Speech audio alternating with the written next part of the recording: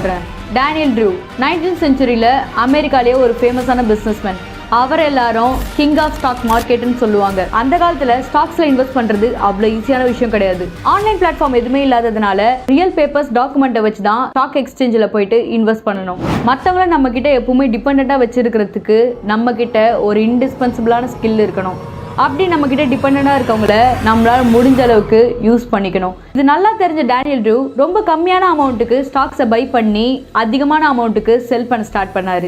இவரால் மட்டும் இது எப்படி பண்ண முடியுது அப்படின்னு அவரோட எனிமீஸ் எப்பவுமே அவரை சீக்ரெட்டாக ஃபாலோ பண்ணி அவர் எந்தெந்த ஸ்டாக்ஸ்லாம் இன்வெஸ்ட் பண்ணுறாருன்னு தெரிஞ்சுக்க பயங்கரமாக ட்ரை பண்ணிகிட்டே இருந்தாங்க. எப்பவும் போல் ஸ்டாக் மார்க்கெட் ஆஃபீஸில் ட்ரூ இன்வெஸ்ட் பண்ண போனப்போ ஒரு ரெட் கலர் கிளாத்தில் சுற்றி இருந்த டாக்குமெண்ட்ஸ் எல்லாம் கீழே மிஸ் பண்ணிட்டு போயிட்டாரு.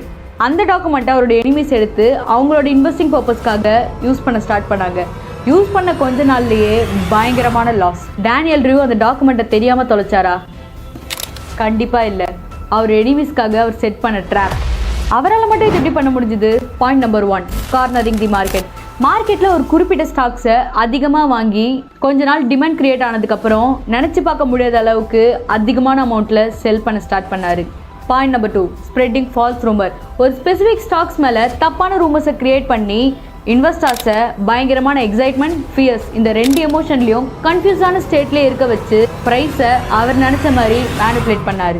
எந்த ஸ்டாக்ஸை இவங்க பை பண்ணணும் செல் பண்ணணும்னு அவர் டிசைட் பண்ணாரோ அதை தான் அவங்கள பண்ண வச்சார்.